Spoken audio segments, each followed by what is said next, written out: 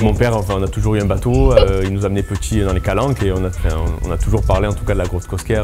Alors on était petits quand ça a été découvert, mais du coup forcément en étant marseillais, en aimant la mer, on connaît. Dès que j'ai su que la Villa Méditerranée allait devenir le centre d'interprétation de la grotte Cosquer, ben, je me suis dit il faut qu'on soit dessus, en tout cas que l'agence de GL marseillaise soit dessus. Nous à Marseille, on n'a pas de référence dans l'agencement.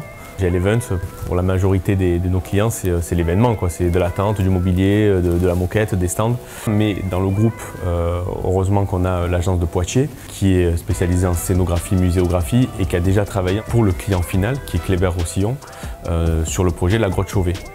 Donc j'ai pas eu d'appréhension parce que je me suis dit avec les bonnes références et les bons interlocuteurs, voilà, on va leur montrer qu'on est capable de répondre à un marché comme ça. Le maître d'œuvre sur la grotte, c'était plutôt Eiffage Construction. L'équipe projet d'Eiffage à Marseille ne connaissait pas GL Events, ou en tout cas ceux qui nous connaissaient, ils nous connaissaient uniquement sur la partie événementielle. GL Events, on a mis en place une équipe projet, donc moi commercial, il y avait Alexandre Poirier, chef de projet à Marseille, et Michael qui était notre interlocuteur, donc chef de projet à la menuiserie. Donc c'est vrai que on avait ce trio-là, et c'était nécessaire en tout cas pour gérer l'ampleur de ce projet-là. Et le lot sur lequel on a été retenu, il y a deux parties, c'est le rez-de-chaussée en fait, c'est la partie bar, enfin restaurant, qui sera le futur restaurant de la grotte Cosquer, en reproduisant le bar historique Le France, d'ailleurs qui est toujours à Cassis, qui est le QG de Henri Cosquer, et la partie centre de plongée. Le bar était existant, l'ossature en tout cas on a gardé l'ossature. Et il y avait aussi toute une faïence en fait, qui a été réalisée par un créateur local. Donc on a essayé de la conserver, en tout cas on a imaginé un système d'accroche pour la partie façade du bar où on se reprenait uniquement sur le bois tout en préservant la faïence en fait. Eiffage, ils sont connus de manière générale pour le gros œuvre, avec des métiers vraiment plaquistes, électriciens, etc.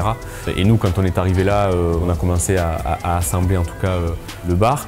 Il y avait des prises électriques qui n'avaient pas été déplacées, il y avait aussi des lumières, enfin bref. Et c'est vrai que du coup, Eiffage s'en est rendu compte.